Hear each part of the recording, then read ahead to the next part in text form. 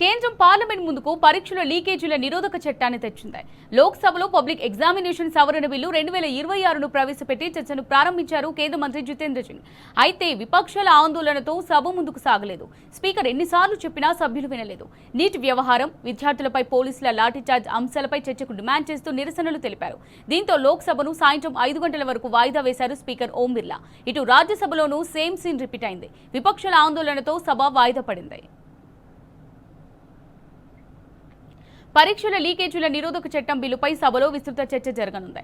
ఈ చర్చలో బీజేపీ ఎంపీలు బన్సూరి స్వరాజ్, తేజస్వి సూర్యతో పాటు TMC, TDP, Shiv Sena, NCP, Apna Dal, LJP, Ram Vilas party ఎంపీలు తమ గలం వినిపించనున్నారు.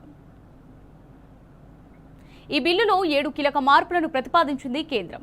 నీట్ అక్రమాల నేపథ్యంలో విచారణలు, క్రిమినల్ ట్రయల్స్ ను వేగవంతం చేయడానికి ఫాస్ట్ ట్రాక్ కోర్టుల ఏర్పాటు, కఠిన శిక్షలతో పాటు పలు అంశాలను పొందుపరిచింది.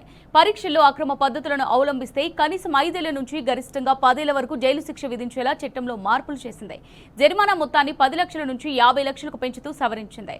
సర్వీస్ ప్రొవైడర్లకు విధించే జరిమానాను 1 కోటి నుంచి 5 కోట్లకు పెంచే నిబంధనలను సవరణలు చేర్చింది. వారి నిషేధ కాలాన్ని 4 ఏళ్ల నుంచి 8 ఏళ్లకు పొడిగిస్తూ బిల్లులో ప్రతిపాదన చేసింది కేబినెట్. పరీక్షల కుంభకోణాలపై దర్యాప్తుకు ప్రత్యేక టాస్క్ ఫోర్స్ ను ఏర్పాటు చేసేలా బిల్లులో ప్రతిపాదించింది. టాస్క్ ఫోర్స్ దర్యాప్తును 2 నెలల్లోపు పూర్తి చేసేలా మార్పులు చేసింది.